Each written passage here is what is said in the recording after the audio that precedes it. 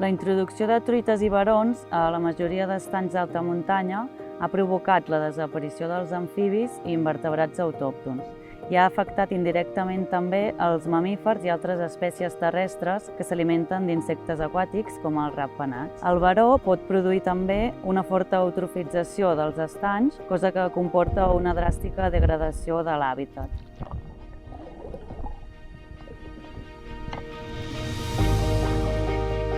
L'erradicació dels peixos es realitza a través de 3 mètodes mecànics: l'ús de trampes mitjançant xarxes i a través de la pesca elèctrica. El projecte inclou també un pla pilot per a l'aplicació de tractaments amb rotenona que permeti quantificar tant l'eficàcia com els efectes secundaris del producte i que estarà associat a un rigorós programa de seguiment.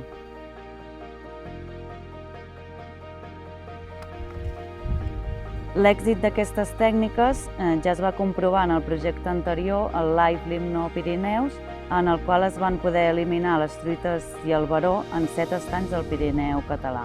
Va ser la primera vegada en el món que s'aconseguia eliminar completament el veró amb tècniques mecàniques.